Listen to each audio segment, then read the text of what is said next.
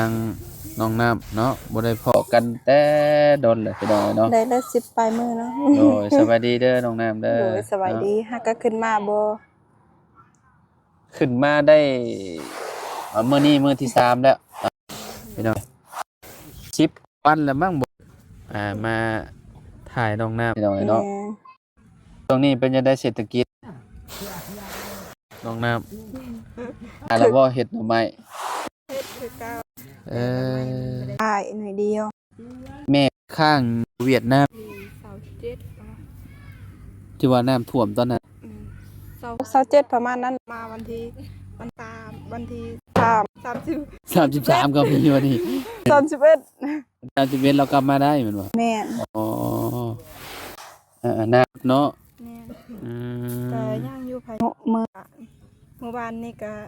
อันนี้ก็ตกบ่อยู่เวียดแม่นตกน้ำท่วมทางพายุปานสกีไปค้างอยู่พุ่นเอ้ายังมีอีกนะแม่นเขาไปขายทำไมเมื่อวานหลายคนมาบ่ได้บ่แม่นหลายคนมาบ่ได้โอ้ยังมีพายุอยู่เนาะแม่นเอาวันที่7 8ว่าพายุสิเข้าอีสานก็บ่ฮู้ว่ามันสิแห้งซำใดเนาะฟ้าฝนหั่นน่ะเนาะแต่คนเจ้านี่ก็เตรียมตัวกู้เข้ารถพี่น้องเนาะเพราะว่าเขตแถวบ้านข่อยก็เจ้ากำลังเร่งมือเกี่ยวข้าวเด้ช่วงนี้เนาะอันถ้าฝนตกลงมานี่ก็เรียบร้อยเลยแหละพี่น้องอันนี้สิเอาไปอันนั้นบ่สิตำบ่นี่นะเสียวยืมเขาหมดแล้วเขาฮะเอาเพราะยืมเขาเด้เป่านึงยืมเขาก็เจ้ามาก่อนแม่นเขาหมดแล้วไปฮู้แล้วสิเอาอันข้าวตัวเองใส่เพิ่นโดยมื้อไปฮู้คือกันมื้ออื่นจะไปฮู้บ่โอ้แล้วเฮ็ดเวียกเลยเด้สิไปฮู้ไปนอนอยู่พุ่นบ่หรือว่าแนวใดแม่นไปนอนเจ้าไปนอนอยู่พุ่นบ่ฮู้ค่อยไปมื้อจักอันชั่วโมงย่างไปประมาณชั่วโมงนึงนั่นแหละชั่วโมงนึงโดยโอ้ต้องตื่นแต่เช้าได้เนาะแม่นตื่นแต่5:00 นพูดจังมื้อน้องประมาณ3มื้อ4มื้อประมาณนั้นให้น้อยเดียวเด้ดินไม่ได้หลายน้องน้ำมักใส่หมวกเนาะโดยติดแล้วบ่โดยพี่น้องเอ้ยมันมักใส่หมวกใส่หยังเนาะสิเอาไปสิพี่น้องเอ้ยเนาะคือสิมีข้าวรีบบ่หลายปานใดอ้ายว่าเนาะว่าออกในน้อยนึงพี่น้องเอ้ยเป็นเบิดได้น้องน้ำนี่พี่น้องเอ้ยเนาะผัดข้าวก็เป็นเนาะ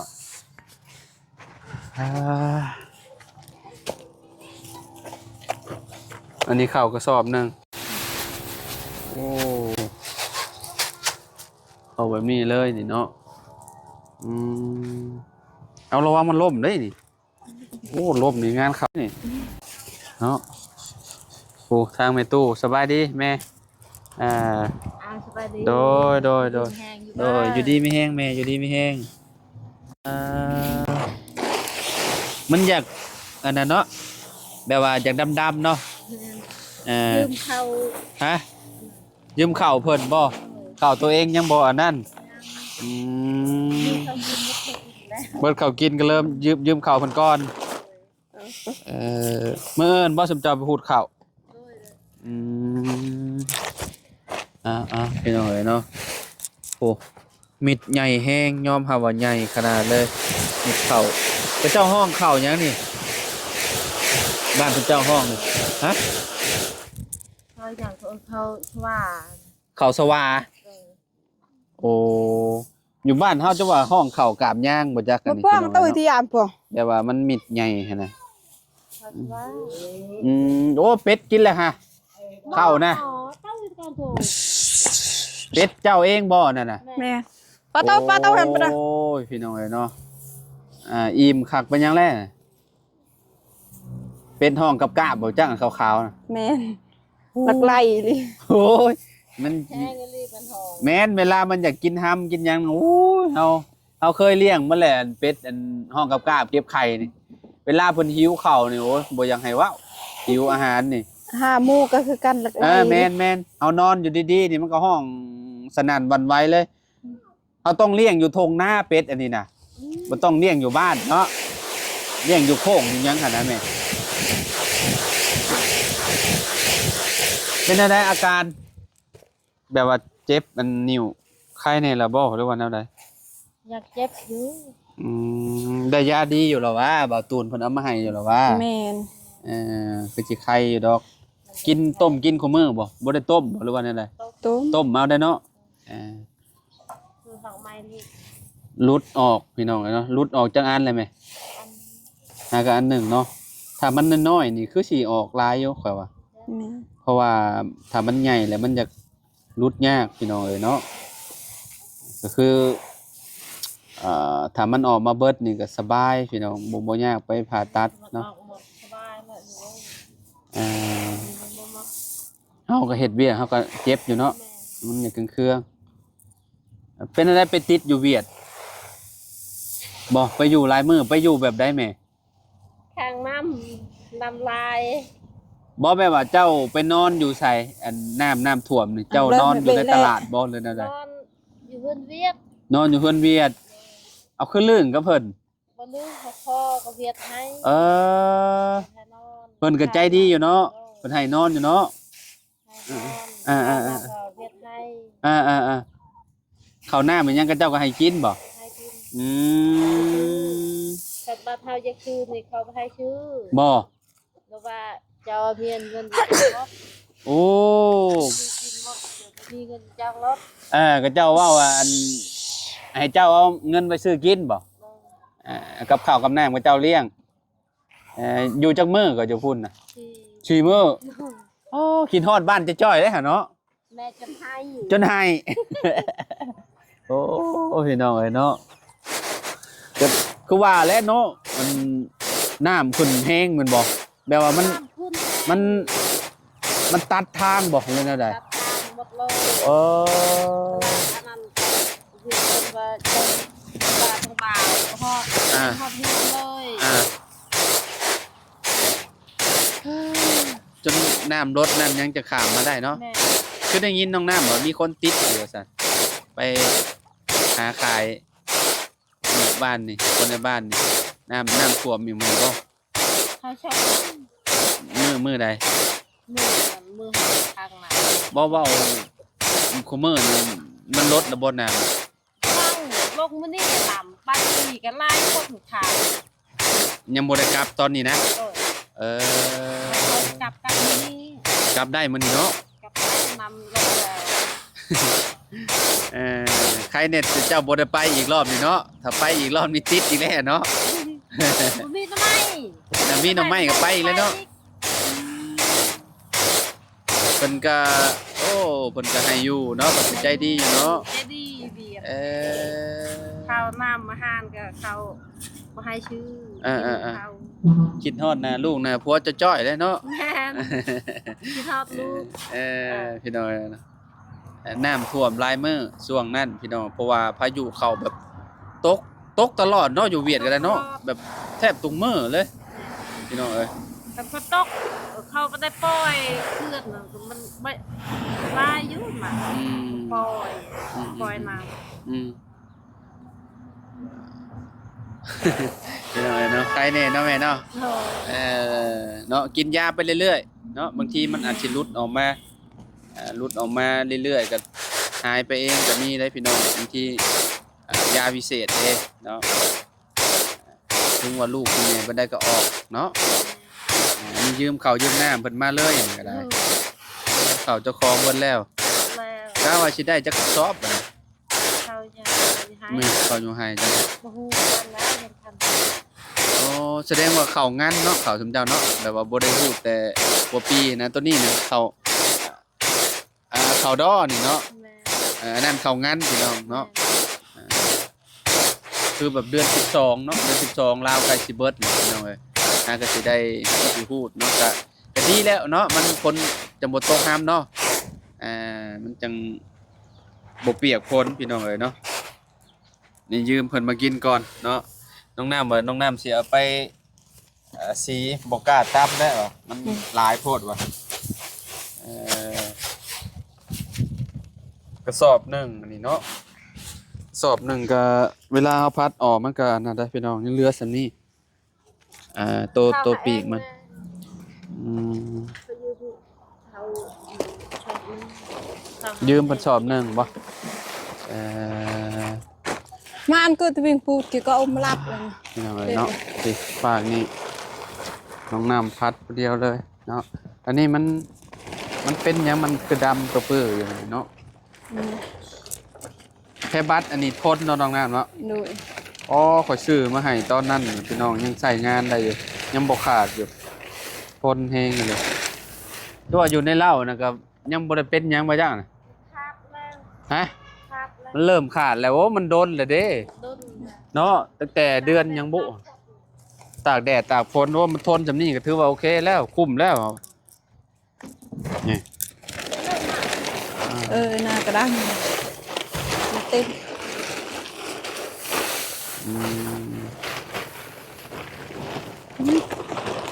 อ่ะโอ้แบบนี้มันก็นักแล้วนี่ไหวบ่น้องนะ โดย ยังไงนะ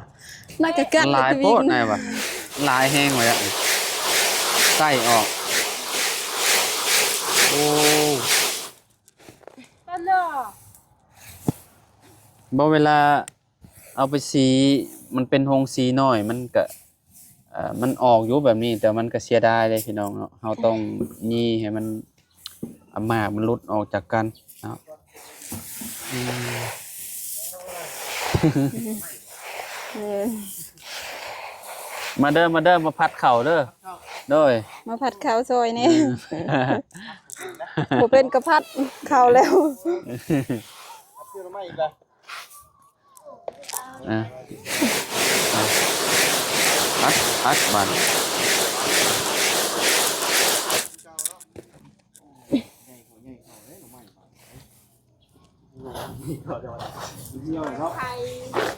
อันนี้มันรีบพี่น้องเนาะแบบว่าตัวดำๆเนี่ยมันรีบเนาะต้องซาวออกเลยครับไปยี่แบบยี่ใหม่มันแบบเวลาเขาพูดนะมันรุดออกมาเนาะมันรุดออกเป็นแบบอันนั้นพี่น้องปีกมันลายเนาะปีกมันลายแห้ง เนาเนาะ แม่ข้างน พี่น้องเนาะหลังจากที่เบิ่งน้องน้ำเนาะพัดเข่าพี่น้องเนาะ ำ เข่ากับเนาะแม่เนาะบ่พอกินเนาะ แม่ อยู่ในเหล้าบดคักหรือบ่ มดให้ลูกไปเบิ่ง บดคักบ่แน่เนาะคือว่าแล้วเนาะมื้อหนึ่งเป็นหวดเนาะหวดใหญ่เลยพี่น้องเนาะหน่อไม้พี่น้องนะก็คือสิเอาข้ามไปเวียดคือเก่า เนาะ เอามื้ออื่นเขาว่าสิไปอันหูดข้าวคือสิเฮ็ดจังได๋ ไม่ ซั่น ต้องเมียน เฮ็ดนำไม่ลองเมียนก่อนอ๋อ เราคือเขา น้ำไม้ไผ่เนาะนี่เนาะซื้อมาเท่าใดกระสอบนี่ เช็ดปลาย ฮะ เช็ดปลาย แสนอ๋อแสนปลายเนาะเออโลเท่าใดของมื้อนี่เดี๋ยวนี้ตอนเจ้าซื้อตอนนั้นโลเท่าใด 4,000หน่อไม้มันอึดแล้วก็เลยซื้อขึ้นมาเพิ่ม1,000เนาะพี่น้องเนาะเพราะว่าเริ่มแล้วสิบ่มีแล้วพี่น้องหน่อไม้นี่ใกล้แล้วเนาะบัดเดือนนี้เดือนหน้านี่แห้งแล้วได้กินแต่แหนงมันบัดนี้เนาะ ก็บ่ได้แล้วมันใครบ่ได้เลย อืมแล้วบาดนี้เนาะเฮ็ดหยังต่อบาดนี้เบิดหน่อไม้แล้ว คนใหม่แล้วคนมันอีก กลมันบัดนี้เนาะ เลย ใครในดอกยังมีมันให้กล มันก็บ่งามเบิ่ง บ่ได้กะได้อยู่บ่จัก10 ล้าน บ่ฮอด มันน่ะ ปีนี้มันลงแล้ว เฮากายมาเมื่อกี้นี่คือโล 1,100 ลงแล้ว ฮะ ลงแล้ว ลงบ่นี่น่ะ อืม ตอนแรกมันราคาเท่าใดตอนแรกคือว่า คือเก่าเนี่ย โลละพันว่าซั่นแสดงว่าเพิ่นเพิ่มขึ้นมาแล้วว่า100หนึง บ่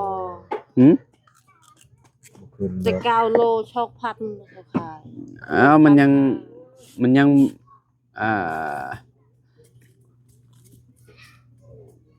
มันยังบ่ขึ้นดิ เนาะ เนาะ บ่คืนซ้ำนี้แล้ว แห้ง จำ ล นี่ ง บ่ ไป อยู่เวียดแห้งก็แท้แล้วบ่ ฮะ 700มันดง 700เงินดองหนึงอยู่เวียดน่ะเออถูกแท้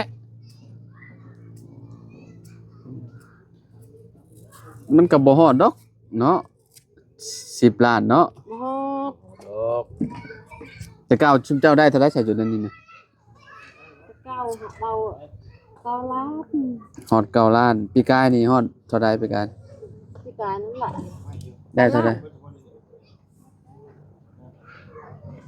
เก้าล้านปลาย ปีกายนี่ได้ 2ล้าน2ชวน 2ส่วนคิดว่าส่วนเดียวได้9 ล้านก็ดีแหละเนาะเศรษฐกิจพี่น้องเนาะมันก็มีขึ้นมีลงนั่นแหละคือว่าแหละ เรือ สิเฮ็ดจังได๋ เจิม เป็นอะไรไปเบิ่งข่าวนะข่าวเบิดบ่ เบิดเลย ว้า แม่ไม่ได้ตัว สบายดีเด้อพี่น้องเด้อเนาะเบิดคักเบิดแน่เนาะน้องน้ำเนาะโอ้ ดำปื้ออยู่ พ้นหัวใส่บ่จักเขาว่า ว่าตั้งเป็นเขาว่า เขามันโดนแหละเนาะแบบคือเขาต้นที่พัดเอากินนี่บ่จัก แบบนั้นน่ะเพราะว่าเขารีบลายนะผม พัดข้าวแล้วก็มาต่อนี่เลยน้องน้ำเนาะมาอ่าทำความสะอาดหน่อไม้พี่น้องขนาดบ่ลาวออกมันก็บ่คักเนาะเพิ่นก็บ่ซื้ออีกเลย มันสิเบิดสิแล้วเฮาขายได้ราคาดีบ่บัดนี้ ถุง10,000ถุง5,000ก็เอา คือเก่าอีกเลย เจ้า โอ้ แม่นว่าผู้เดียวไปขายได้หลาย หลาย ค คือน เจ้าเนาะ เนาะแม่นอยู่ไปก็น้ำท่วมน้ำหยังก็เอาเพื่อสิได้กลับมาก็บ่แม่นง่ายอีกเนาะต้องซ่อมให้มันงามอะลีรอนี่ เก่ง ปลาแต่ง งามเนาะ เล้าพี่น้องเอ้ยเนาะนี่แต่งให้มันงามๆแบบนี้เนาะคือยังมีอยู่เนาะไม้ไผ่เนาะพี่น้อง บ่ได้หลาย อ่า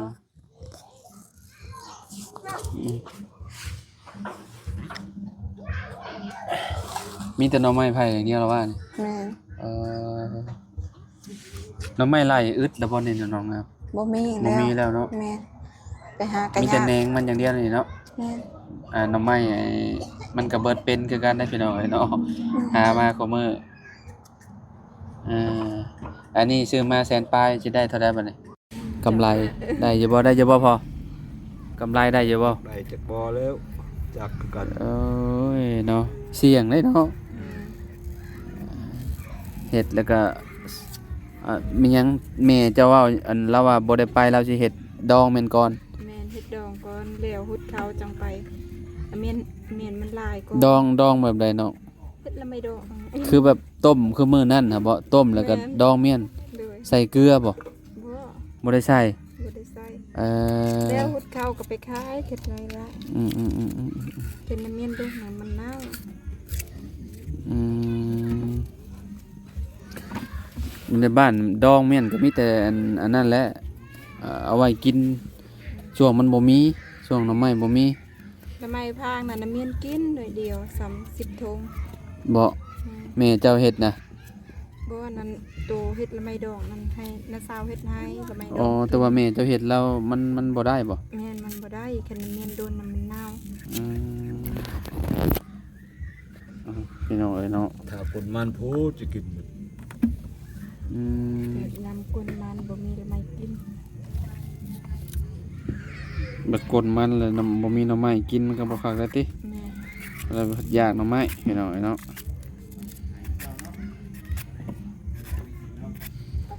เพิ่นม่วนขนาดเลยพี่น้องเอ้ยอยู่ใส่เด้นี่ วันประหัส เสียงเพลง อยู่ใช่ก็